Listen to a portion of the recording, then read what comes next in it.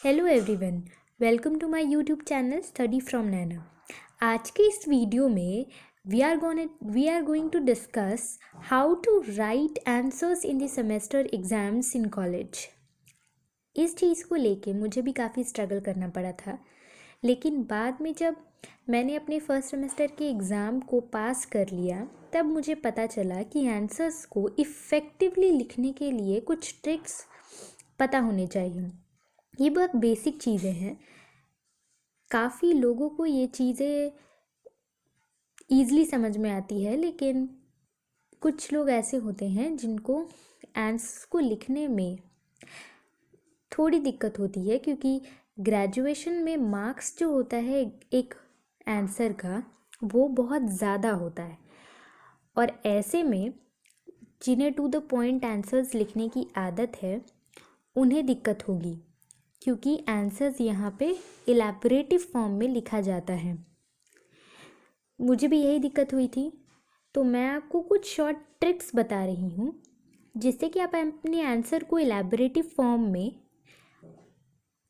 तो लिखें ही, साथ में आप इफ़ेक्टिवली सारे पॉइंट्स को इंक्लूड करें। ध्यान से सुनिएगा। Steps to remember. For example मैंने यहाँ पे लिया है कि कंपैरेटिव पॉलिटिक्स क्या होता है। तो जब हम कंपैरेटिव पॉलिटिक्स की बात कर रहे हैं तो ये एक ऐसा टर्म है जो 1945 के बाद बहुत ज़्यादा ही प्रसिद्ध हुआ। हालांकि कंपैरेटिव गवर्नमेंट जो है इसका इवोल्यूशन एरिस्टोटल के समय से ही हो गया है। कंपैरेटिव पॉलिटिक्स के ऊपर मैंने एक वीडियो बनाई है, आप उसे जाके देख सकते हैं। तो कंपैरेटिव पॉलिटिक्स क्या होता है। अब आप यहाँ मार्क्स देखिए।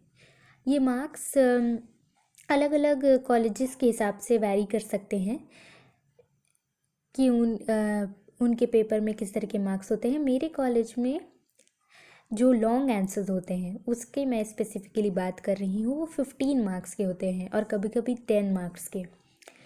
और हमें हमेशा ये कहा जाता है कि आप ग्रेजुएशन में थोड़ा लंबा आंसर लिखिए, एटलीस्ट वो 5 पेजेस तो होने ही चाहिए, 4 to 5 पेजेस तो आंसर्स होने ही चाहिए, उससे कम नहीं होने चाहिए।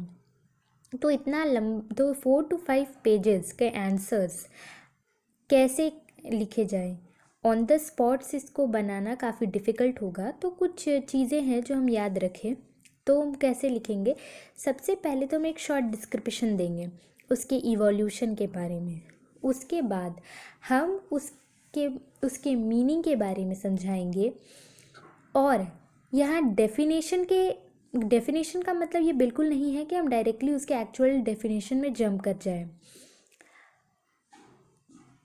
पॉलिटिकल साइंस में जब भी कोई नया टर्म होता है, जब भी हम कोई टर्म पढ़ते हैं, तो उससे रिलेटेड जो राइटर्स हैं जो स्कॉलर्स, उन्होंने बहुत सारे अपने अनुसार डेफिनेशंस को पॉइंट किया हुआ होता है।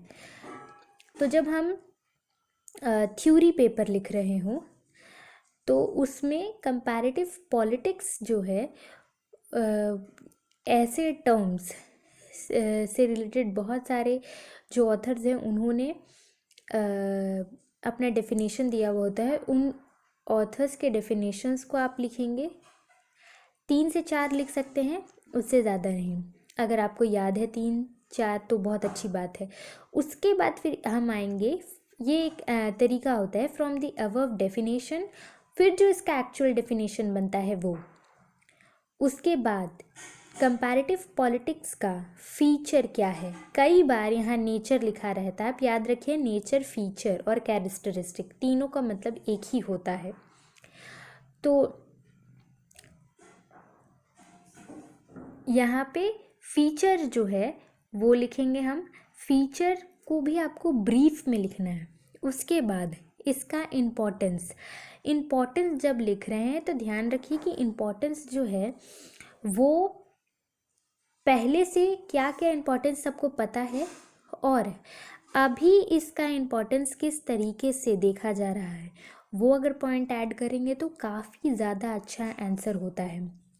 और स्कोप, किस कंपैरेटिव पॉलिटिक्स का जो एरिया है वो कितना बड़ा है, और ये कौन कौन अलग क्या बोलते हैं अलग अलग सब्जेक्ट्स से रिलेट करता है, कौन सारे अलग अलग, जैसे इंटरनेशनल रिलेशन कहे तो हम उसमें कंपैरेटिव पॉलिटिक्स जो है वो आएगा। हम हमेशा दो देशों के रिलेशंस के बारे में बात करते हैं तो हम क्या करते हैं, हम उसको कंपैरेटिवली स्टडी करते हैं, दो देशों के अलग अलग सिचुएशंस के बारे में जानना। तो ये आंसर्स जो हैं वो ब्रीफ, वो एक आप देख रहे हैं कि एक ही क्वेश्चन है, व्हाट इज़ कंपैरेटिव पॉलिटिक्स, और क्योंकि इसका मार्क्स ज़्यादा है तो हमेशा टीचर ये एक्सपेक्ट, देखिए ग्रेजुएशन में टीचर्स को ये देखना होता है कि बच्चा कितना जानता है, और आप एक सिस्टमैटिक आंसर लिखेंगे इवोल्यूशन से, मीनिंग से, फीचर से, सिग्निफिकेंस से। ब्रीफ आंसर होना चाहिए, सटीक आंसर होना चाहिए, ज़्यादा इलेबोरेटिव नहीं कि आप इवोल्यूशन ही लिखते चले गए।